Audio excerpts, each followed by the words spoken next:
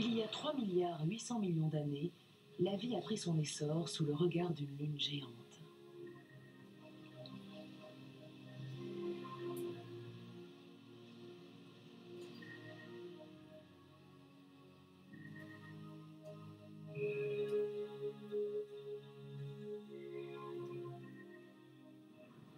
Peu de temps après leur apparition, les êtres animés ont commencé à évoluer et à se diversifier. Aujourd'hui, certaines formes de vie initiales sont toujours présentes au fond des mers.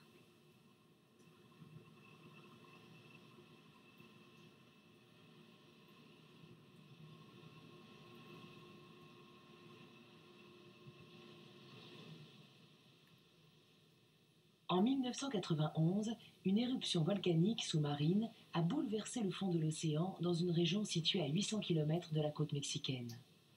Les profondeurs de la mer sont retournées à l'état du monde originel. Depuis cette éruption, les scientifiques observent sans relâche le fond de la mer.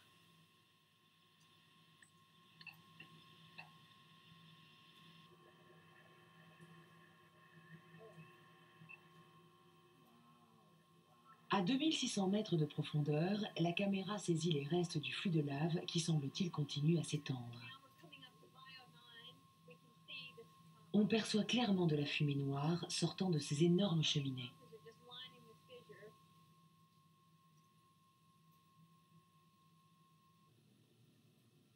Cette fumée contient une grande quantité de sulfure d'hydrogène, produite par les réactions de l'eau de mer avec la lave. La mer avait peut-être cet aspect quand la vie est apparue.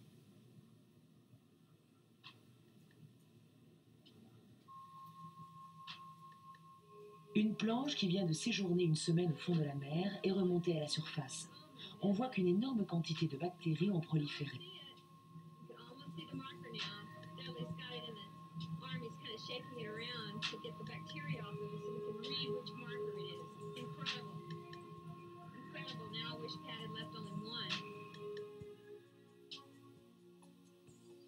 Les grands fonds qu'on a longtemps cru sans vie, en réalité regorgent de bactéries, et leur capacité de reproduction dépasse de loin l'attente des scientifiques. Cette étude a permis de découvrir qu'elles prolifèrent au contact du sulfure d'hydrogène.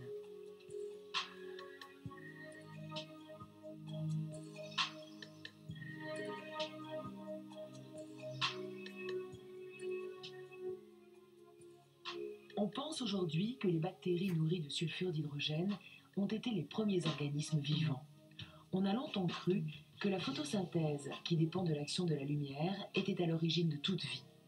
On sait aujourd'hui que ces bactéries sont parvenues sans lumière, à partir d'un minéral inerte, à générer leur propre énergie, puis à prospérer. Ce prodige s'appelle la chimiosynthèse. Ces bactéries, qui ont commencé à vivre il y a 3,8 milliards d'années, ont très vite évolué en adoptant les formes les plus variées. Certaines se sont entourées de carapaces rigides, tandis que d'autres conservaient une membrane souple. Ces bactéries sont nos plus lointains ancêtres.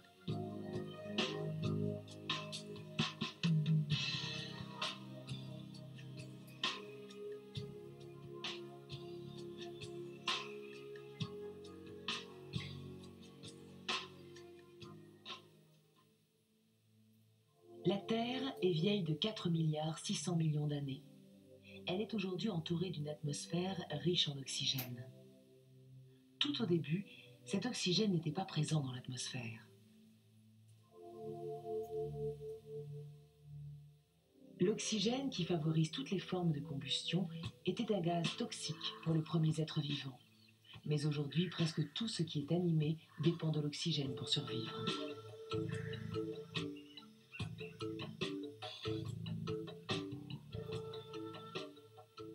La Terre compte de nos jours entre 10 et 30 millions d'espèces d'êtres vivants, dont seulement 1,5 million ont été décrites. La plupart de ces formes de vie utilisent l'oxygène pour produire l'énergie nécessaire à toutes leurs activités.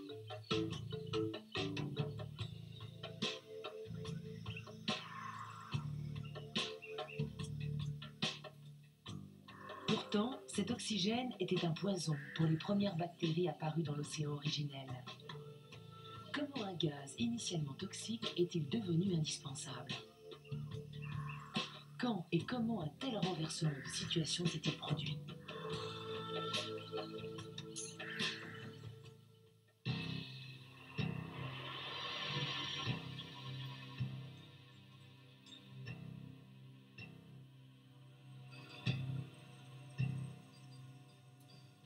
Loin dans le passé, la Terre était enveloppée d'épais nuages. Il a fallu attendre la formation des continents pour qu'apparaisse l'oxygène qui a éclairci le ciel. Les continents s'approchaient les uns des autres et lentement entraient en collision pour former progressivement une masse de plus en plus importante. La chaleur dégagée par la formation de cette masse a libéré, dans ce qui allait devenir notre atmosphère, une grande quantité de gaz carbonique. La surface du continent était constamment exposée au vent et à la pluie. Les poussières, détachées par cette érosion, étaient entraînées vers l'océan. Le vent et la pluie y apportaient de grandes quantités de calcium et de sodium que la mer initiale n'avait qu'en très faible proportion. Ces éléments ont commencé à absorber le gaz carbonique.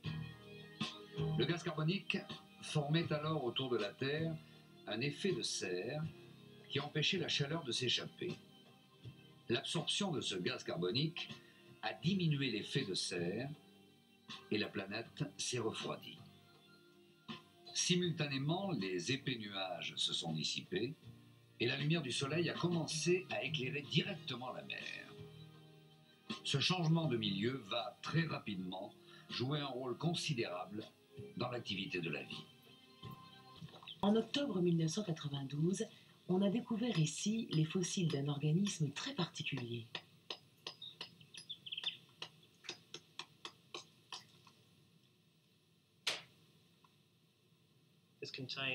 Ceci contient des microfossiles vieux d'environ 3 460 millions d'années, très très anciens. C'est une des plus vieilles roches présentes sur Terre, et nous pouvons voir clairement inscrits à sa surface les vestiges de son ancienne vie sous-marine.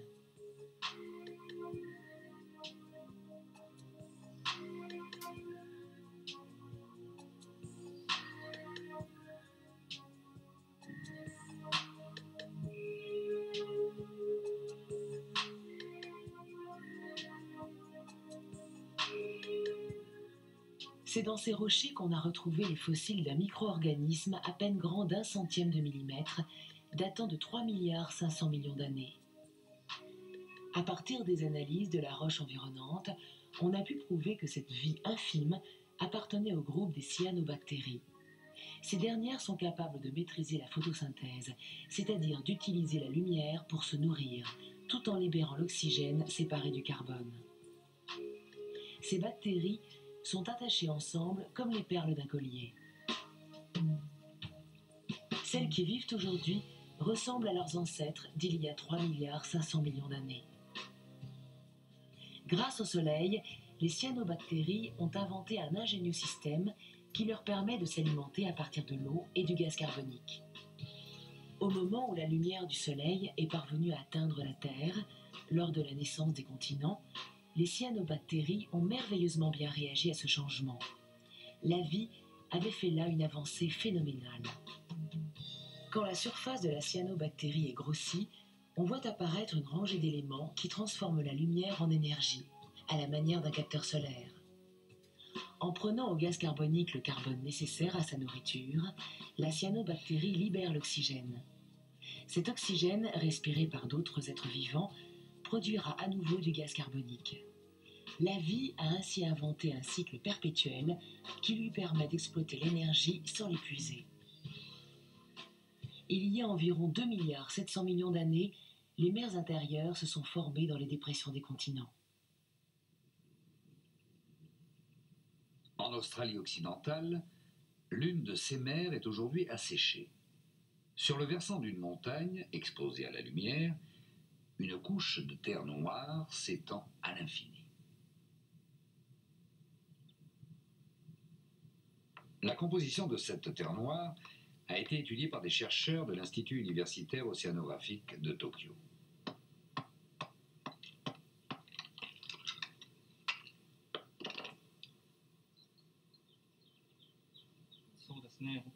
Oui, c'est complètement noir. La couleur reste sur la main. Cette terre contient beaucoup de carbone. En fait, elle est très proche du charbon de bois. C'est cette matière organique qui, dans certaines conditions, sera à l'origine de la formation du pétrole.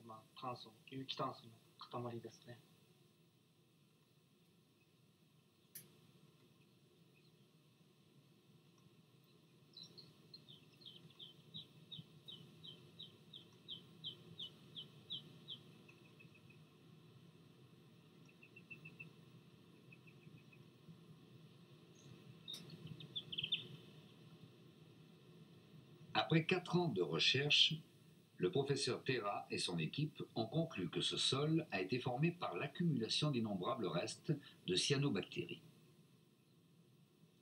Cette couche a 40 mètres d'épaisseur. Il y a plus de 3 milliards d'années se trouvait là un incroyable vivier de cyanobactéries.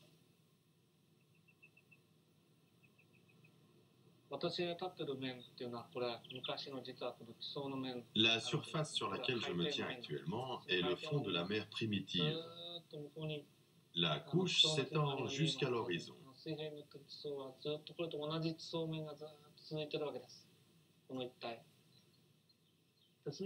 En d'autres termes, je pense qu'à cette époque, les cyanobactéries s'étaient multipliées et répandues dans toute la mer.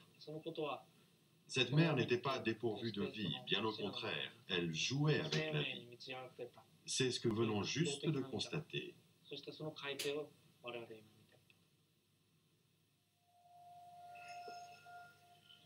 La prolifération massive de cyanobactéries dans cette région couvrait toute la surface de la mer il y a 2,7 milliards d'années. Ce fut la première explosion démographique sur notre planète, et à terme, l'environnement terrestre allait être transformé de fond en comble.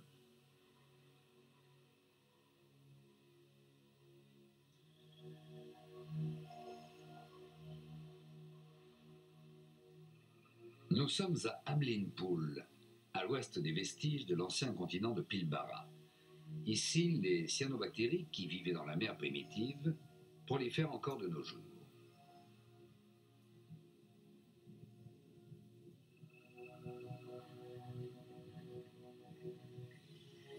De nombreuses cyanobactéries vivent sur la surface du roc immergé. Lorsque l'on s'approche du rocher, on voit bien les bulles d'oxygène. Les cyanobactéries expulsent dans la mer l'oxygène, produit dérivé de la photosynthèse.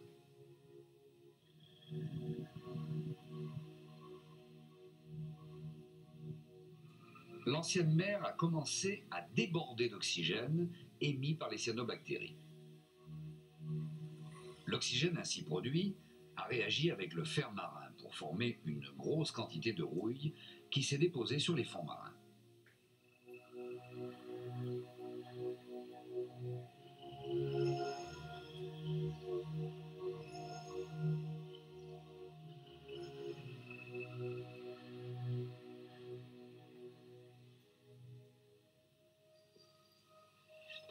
La couleur rouille de la terre de Pilbara est due à la grande accumulation de fer oxydé qui s'est produite à cette époque.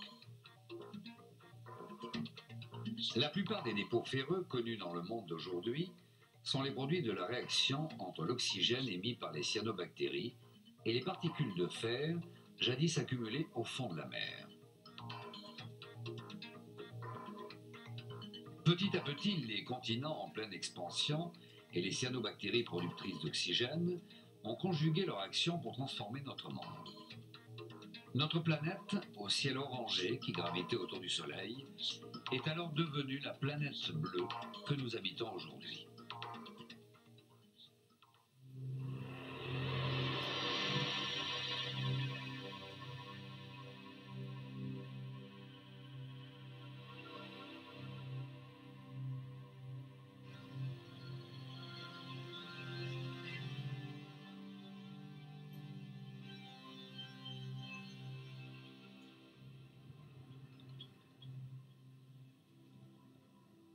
Que sont devenues les bactéries qui survivaient dans le sulfure d'hydrogène lors de la grande transformation de l'environnement terrestre? Nous allons voir que leur sort est intimement lié à l'apparition de l'homme. Le développement des cyanobactéries a transformé la mer en un milieu riche en oxygène. Mais cet oxygène était un gaz hautement toxique pour les bactéries de l'ancienne mer qui vivaient de sulfure d'hydrogène. Ces particules noires qui se déplacent en rond représentent la forme la plus ancienne de la vie. Cette bulle sphérique est pleine d'oxygène. Dès que les bactéries sont exposées à ce gaz, leur activité s'affaiblit et beaucoup d'entre elles meurent. Comment ces bactéries sont-elles parvenues à surmonter une telle catastrophe? Les bactéries à membrane molle ont adopté une stratégie de survie qui consiste tout simplement à s'éloigner autant que possible des sources d'oxygène.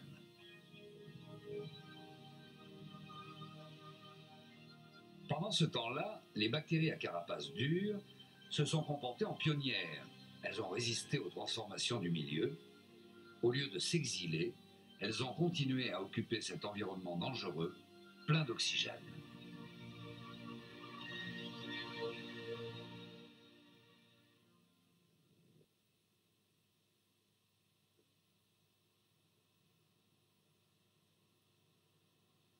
La couche verte se compose de cyanobactéries. Au-dessous, la couche sombre, plus épaisse, est faite d'une colonie de bactéries nourries au sulfure d'hydrogène. Là, dans ce dépôt noir de plusieurs centimètres d'épaisseur, vivent les bactéries qui existaient dans les mers anciennes. Quand les espèces animales s'éteignent, elles disparaissent. Quand les bactéries changent, elles gardent les anciennes et en rajoutent de nouvelles. Il n'y a pas de perte du tout.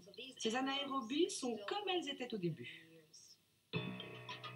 Quand on regarde de près ce tapis vert, on aperçoit une couche rose. Elle est intercalée entre la couche verte supérieure et la noire inférieure. Elle se trouve donc entre les cyanobactéries qui produisent de l'oxygène et les organismes qui se nourrissent de sulfure d'hydrogène. Le docteur Margulis s'intéresse tout particulièrement à cette couche rose. Dans cette couche, le docteur Margulis a découvert des bactéries au comportement étrange. Le long filament vert au centre de l'écran est une cyanobactérie. Les petites bactéries qui l'entourent ne semblent pas armées pour résister à l'oxygène.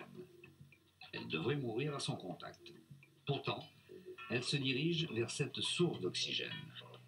Le docteur Margulis pense qu'il s'est passé un phénomène similaire dans l'océan originel.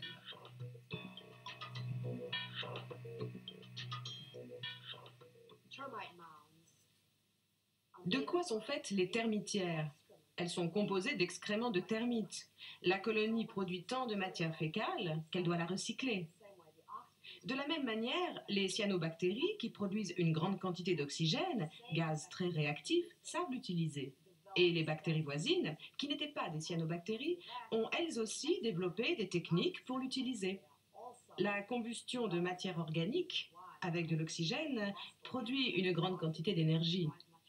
Nous le savons grâce au feu, par exemple, qui consomme de l'oxygène. Dans le cas présent, les déchets sont devenus des matières de première nécessité. Parmi les premières bactéries qui se sont plongées résolument dans ce milieu riche en oxygène, certaines, après diverses tentatives, ont réussi à s'adapter. Elles ont appris à utiliser l'oxygène qui était pour elles un poison. Utiliser l'oxygène au lieu du sulfure d'hydrogène multiplie par 20 la production d'énergie. Résultat, la capacité d'action augmente énormément.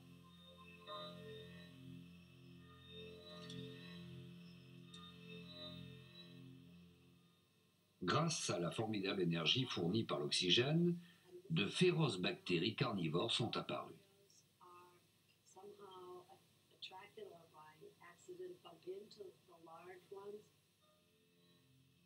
Comme on peut l'observer, ces petites bactéries remuantes et agressives s'attaquent à des organismes beaucoup plus gros qu'elles.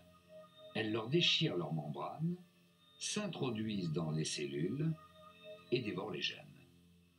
C'est bien l'énorme quantité de matière et d'énergie fournie par l'oxygène qui a créé ces bactéries voraces.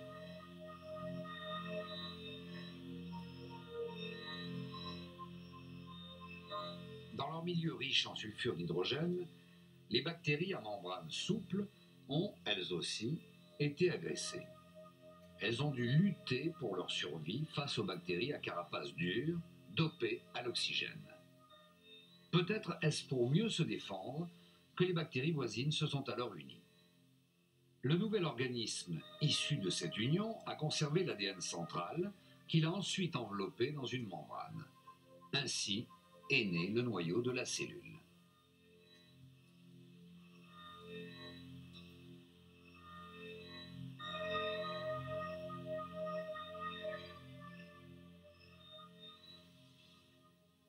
La Terre, dans son environnement riche en oxygène, a donc créé deux organismes aux caractéristiques distinctes.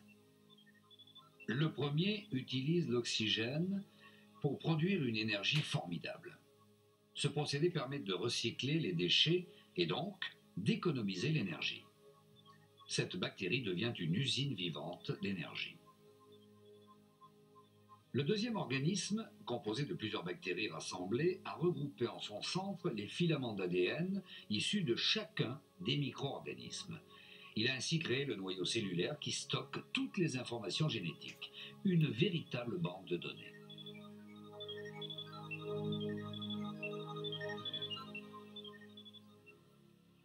Des milieux de vie très variés se sont formés sur notre planète.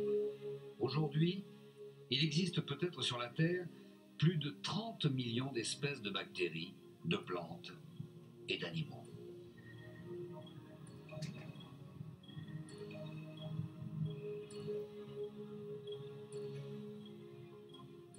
Nous sommes, nous les humains, l'une de ces espèces. Notre corps est constitué à partir du même système cellulaire que les autres formes de vie. À l'intérieur de chacune de nos cellules se trouve le noyau. Comme une énorme banque de données, le noyau contient toutes les informations génétiques. Ces informations sont organisées. L'homme a 23 paires de chromosomes, soit 46 chromosomes qui portent les gènes, dont les effets se combinent pour donner la couleur des yeux, par exemple.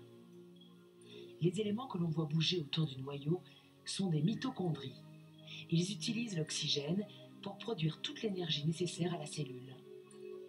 Noyaux et mitochondries sont les descendants des deux types de bactéries qui vivaient au fond de l'océan originel il y a 2 milliards d'années.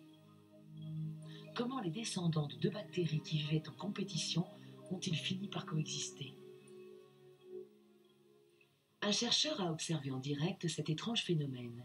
Il a vu deux micro-organismes antagonistes entamer cette association de la vie qu'on appelle une symbiose. Le docteur Kwang Jeon de l'Université du Tennessee. L'histoire remonte à 1969. Le docteur Jeon étudiait l'écologie des amibes. Il avait recueilli ces organismes unicellulaires dans différents lacs. Un jour, la plupart des amibes qu'il cultivait ont été infestées par des bactéries toxiques. Elles se sont mises à mourir. Alors qu'il extrayait une à une de ces cultures les amibes mortes, il a découvert un curieux phénomène. Bien qu'infestée, une de ces amibes a réussi à survivre.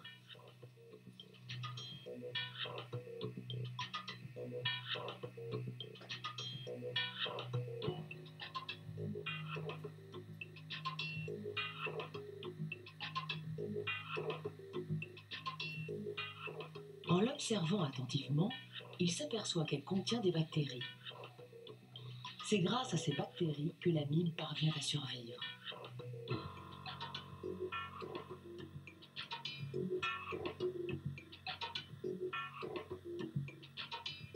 Le docteur Jeon décide de tenter une expérience. Il prélève les bactéries qui vivent à l'intérieur de l'amibe. La réaction est immédiate.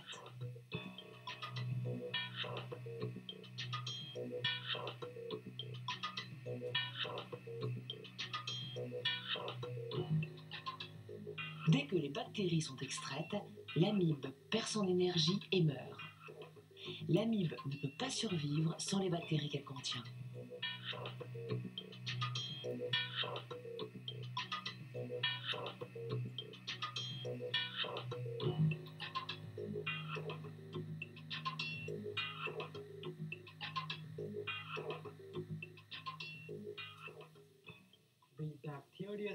De la même façon, les bactéries dépendent de l'amibe. Nous les avons isolées, mais nous n'avons pas réussi à les cultiver. Elles ne vivent qu'avec les amibes. Elles gagnent quelque chose de l'amibe, c'est une sorte d'échange.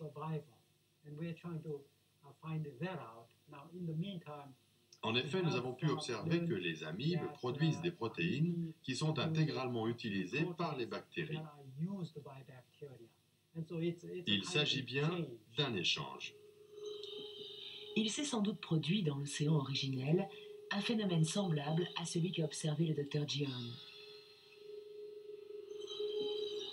Il y a 2 milliards d'années, certaines bactéries simples ont été avalées par des bactéries dotées d'un noyau. La symbiose qui en a résulté pourrait être à l'origine des cellules qui composent notre corps. Cette cellule réelle est semblable à celle qu'a produite la fusion de la bactérie à noyau avec des bactéries qui utilisaient l'oxygène. Le noyau central est entouré de mitochondries issues des bactéries nourries d'oxygène. Les mitochondries se multiplient par division. Une cellule humaine en contient plus de 2000. C'est ainsi qu'est né un nouvel organisme doté d'un noyau et utilisant l'oxygène.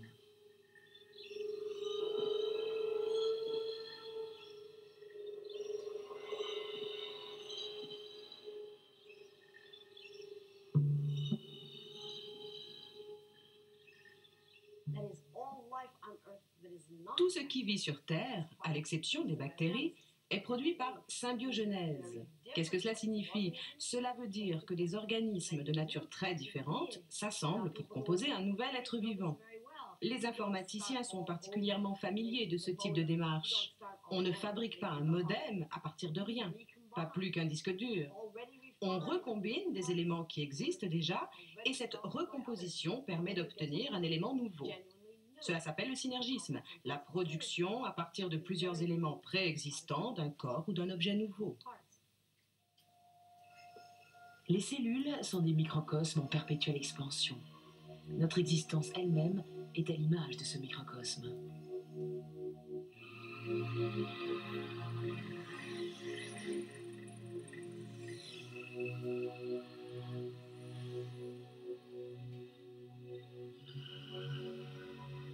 Le noyau envoie des ordres basés sur les instructions codées dans l'ADN. Pour permettre leur bonne exécution, les mitochondries produisent l'énergie nécessaire à la cellule. Ces 2 micro-organismes, en remplissant chacun leur fonction, permettent toutes les activités des animaux et des plantes. Avec l'énergie fournie par les mitochondries, la cellule peut se développer, se diversifier et réagir aux transformations du milieu.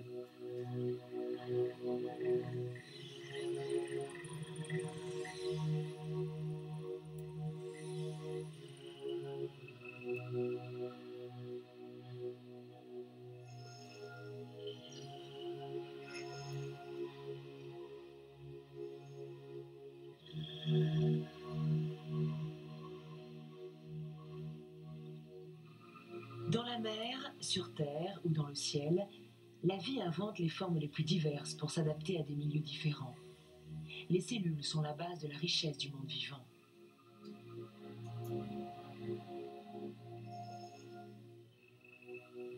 Les cellules formées à partir des micro-organismes primitifs composent les organismes des plantes comme ceux des animaux, y compris pour l'homme. Notre planète vie est unique dans tout le cosmos où les êtres vivants coexistent et cohabitent.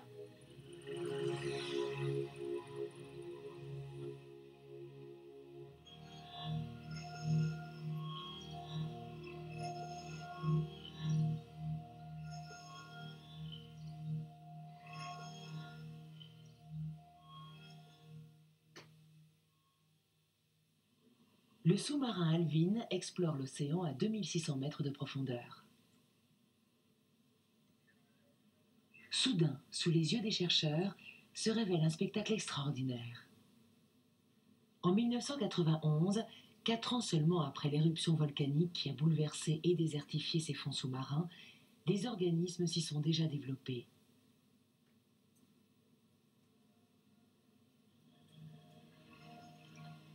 Certains d'entre eux n'ont encore jamais été observés.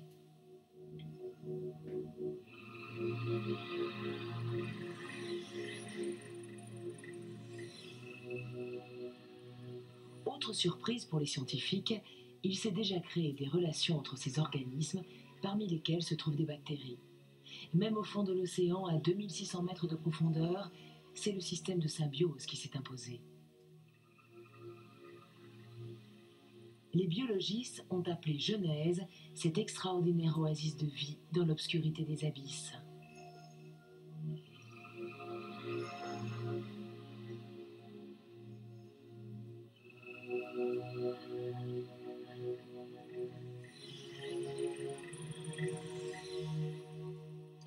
De la naissance de la vie dans l'océan originel jusqu'à l'apparition des cellules qui composent nos corps, 2 milliards d'années se sont écoulées.